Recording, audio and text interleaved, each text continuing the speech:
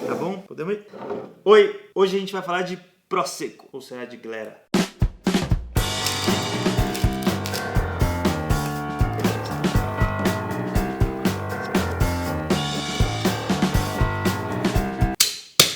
Ah! Que coisa louca! Que coisa louca!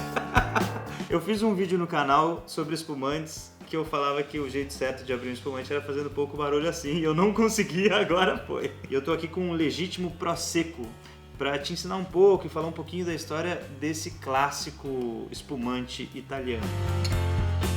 Olha, no vídeo que a gente fala só sobre espumante, lembra que é o único tipo de vinho, o espumante na verdade, que a gente pode virar um pouquinho a taça para servir ele, até serve um pouquinho mais, ó.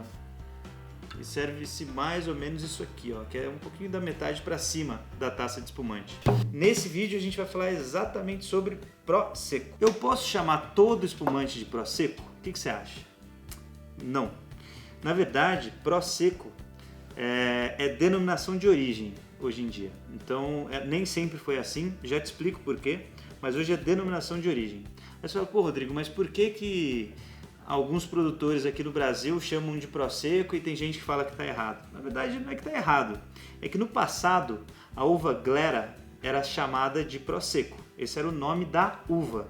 Hoje em dia, não é mais assim. Lá na região do Vêneto, nordeste da Itália, essa uva nasceu e foi chamada assim de Prosecco. Só que chegou um momento da história que os italianos, principalmente lá da região de Valdobbiadene, que é dentro do Vêneto, decidiram transformar Prosecco em denominação de origem. Porque daí eles não disseram que era simplesmente o nome da uva. Eles atrelaram isso ao método de vinificação e determinaram a região que se podia fazer Prosecco. Então por isso que não está totalmente certo quando você encontra no rótulo de algum espumante brasileiro Prosecco.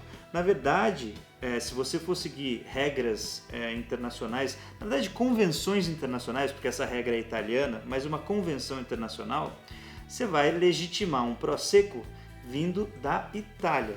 Aqui no Brasil, para os produtores que põem Prosecco no rótulo, na verdade eles estão fazendo um espumante com a uva Glera, mas não na denominação de origem Prosecco. A uva é a mesma, mas a denominação de origem só vale para a Itália. Então, um Prosecco legítimo tem que ser feito 100% com a uva Glera dentro da região do Vêneto, na Itália. Não existe uma restrição quanto ao método de vinificação. Para ser um Prosecco, você pode fazer com o método Charmat ou Champenoise. Lembrando, esse método a gente falou, explicou tintim por tintim de cada um deles no vídeo de espumantes aqui do canal, confere lá.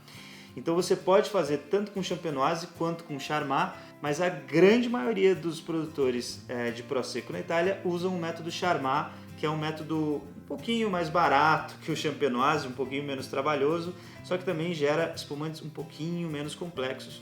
Mas eu não estou falando que Prosecco é pouco complexo por conta disso, muito pelo contrário, tem Proseccos maravilhosos. Quem eu trouxe aqui para vocês foi o Moinè Prosecco, que é um DOC de Treviso, que fica dentro lá do Vêneto. A maioria, grande maioria dos Proseccos feitos na Itália são espumantes para serem refrescantes mesmo, não é espumante para você guardar muito tempo, estou falando da maioria, tá? Existem Proseccos que podem ter um pouquinho de período de guarda, mas a grande maioria é para você colocar no balde de gelo, beira da piscina, dia de calor, perfeito para Prosecco. Inclusive, os italianos até comemoraram recentemente que eles acabaram passando a produção de champanhe na França, e isso foi comemorado lá na Itália, porque, poxa, a primeira vez na história que eles passaram em números absolutos lá de litragem de espumante, né? O Prosecco passou o champanhe. Quando a gente fala de Prosecco, a gente fala de leveza, de frescor. A perlage desse Prosecco aqui, que é o Prosecco Moinè, ela tá bem persistente porque a gente foi conversando aqui e a perlage, que na verdade é a borbulha, ela se manteve. Isso é sinônimo de coisa legal no espumante. E quanto mais fina for essa borbulha, é considerado também uma nobreza desse espumante. Então vamos para as notas de aromas e sabores do Prosecco. Isso é típico, esse é um Prosecco típico, ou seja, frutas brancas, flores brancas, um pouquinho de damasco, de frutas secas, mas muito leve e muita mineralidade, né? Essa mineralidade é típica lá da região do Vêneto. Isso indica até no aroma um espumante refrescante, que é a condição mesmo, que é a motivação maior de se fazer lá o Prosecco. Eles procuram mesmo frescor, vivacidade.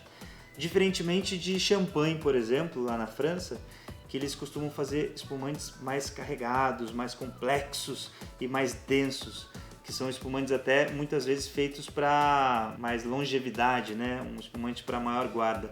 Prosecco não, principalmente esse estilo aqui de Prosecco, que nem é safrado, inclusive, né? Ele não mostra a safra aqui.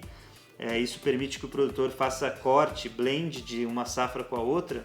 Ele, quando não é safrado, geralmente indica, olha, consome esse espumante o quanto antes, porque a riqueza dele está na juventude dele, está no frescor dele. Então agora vamos à prova. Muito legal. É o que eu estava falando. Muito frescor. Uma característica típica de espumante é a acidez, então a língua saliva bastante. Isso é legal para harmonizar com canapé, com queijo mais leve, por exemplo. Comida japonesa que fica bem legal, ou com nada, né? Para ser uma bebida de entrada, né? Uma bebida para ser servida de entrada aí quando você for fazer um jantar. Então foi isso, foi o vídeo dedicado ao Prosecco e à uva glera.